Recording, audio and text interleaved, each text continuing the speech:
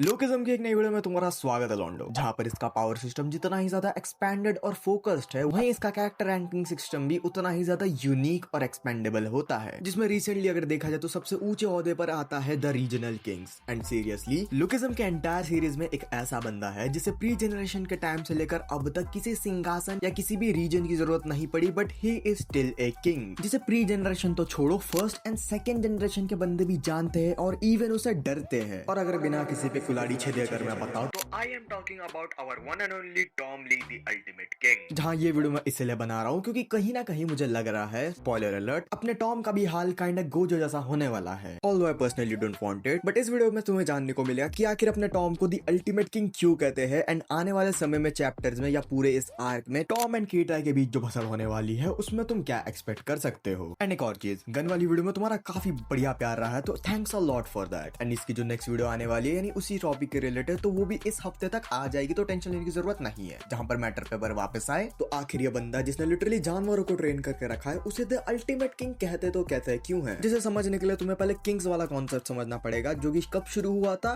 First generation में, जहां Tom अपना ठहरा प्री जनरेशन का बंदा। तो ये पूरी तरीके से तुम्हें यही बताती है कि टॉम कभी कोई किंग था ही नहीं, और ये जो अल्टीमेट किंग वाला तुम सुनते आ रहे हो, it is nothing but just a nickname. जहां कोई भी कैरेक्टर एक पर्टिकुलर पॉइंट पे आकर पावर और फेम दोनों अचीव कर लेता है, तो उसके ओपोनेंट उसके प्रति एडमिरेशन, रिस्पेक्ट और साथ ही साथ जेलसी के तौर पर उसे एक पर्टिकुलर निकनेम प्रोवाइड करते हैं जो कि उसके कैरेक्टर को सूट करता है। And that's it. टॉम को ये अल्टीमेट किंग वाला टाइटल इसीलिए मिला है because he is the king among the king, जो कि यही रिप्रेजेंट करती है कि that he is the strongest. और ना मैं शिंगन, गैप या शिंतारो की बात ना कर रहा, बिकॉज ये टाइटल प्रोवाइड करवाया गया था एंड सर्कुलेट हुआ था फर्स्ट जनरेशन के टाइम पे या मे बी प्री जनरेशन में, बट जो भी हो, in that era as well our bro is one of the strongest fighter without any doubt. और यहाँ पर इसका एक दूसरा पर्सपेक्टिव भी है जो कि टॉम ली को तो अल्टीमेट किंग बनाते हैं, जहां पर अगर तुम देखो तो हर एक रीजनल फर्स्ट जनरेशन किंग अपने किसी ना किसी बॉडी पार्ट को ट्रेन करते हैं, जो कि इवेंचुअली उसका वे ऑफ लाइफ बनाती है, साथ ही साथ उसके डिसिप्लिन को सेटअप करवाती है। And in case of Tom, ये बंदा सच में जानवर है, और इस बार तो मैं मजाक भी नहीं कर रहा, क्योंकि पुराने लोकिज्म में अगर तुम देख कर रखे होंगे तो टॉम ली के एक सिलोट में दिखाया गया था कि that he is a literal beast. और कोई भी बीस्ट यहाँ पर टेक्निक यूज नहीं करता, क्योंकि उन्हें बस 3 ही चीजें चाहिए होती है, स्ट्रेंथ, ब्रूटैलिटी एंड इंस्टिंक्ट्स। जहां अपना बंदा पहली स्ट्रेंथ से ही लिटरली इतना ज्यादा ब्रूटल हो जाता है कि अगर उसका एक हाथ भी पड़ जाना भाई, बंदा या तो जमीन में दब जाएगा या तो उसकी चमड़ी फट जाएगी। एंड इसी के साथ हम इंस्टिंक्ट्स को कैसे भूल सकते हैं, because our Tom has one of the incredible animal instincts in whole Lookism series. एक लौता फैक्टर जो कि टॉम के मूव्स को इतना ज्यादा अनप्रेडिक्टेबल बना देती है कि किसी भी एवरेज बंदे को उसे काउंटर, उसे डॉज या इवन उसे इवेड करना काफी हद तक इम्पॉसिबल बन जाता है, इफ अगर तुम कोई नेशनल लेवल थ्रेट ना हो तो। इवन अगर तुम टॉम के इंट्रोडक्शन में देखो कि जब उसे फाइट करते हुए दिखाया गया, मैं तब क्या बोल रहा हूँ, तुम रीसेंट चैप्टर उठा कर पढ़ लो, बंदा लिटरली लोगों के मुंडी घुमाए जा रहा है।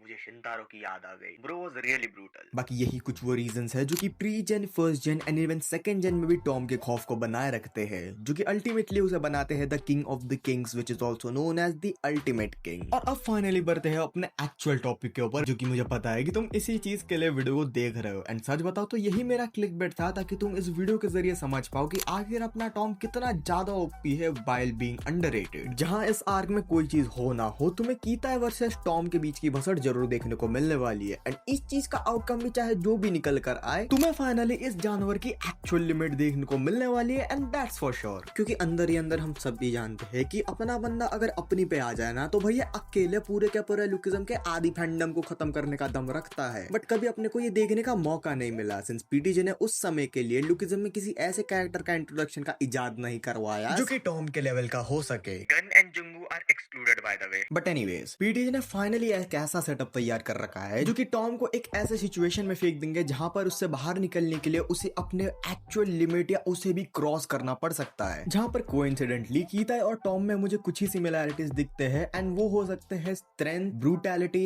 And raw power. और अब हम सभी बंदों ने देख कर रखा है कि जब 2 तगड़े लॉन्डो में लफड़ा होता है ना भाई, तो उसका आउटकम हमेशा निहायत ही बर्बाद तरीके से निकल कर आता है। और इस बार भी कुछ ऐसा ही होने वाला है, जहां पर कीता अपनी जैस्मिन के ऑर्डर्स को छोड़कर इस जानवर को बिना मारे मिस किम को ऐसे ही जाने दे?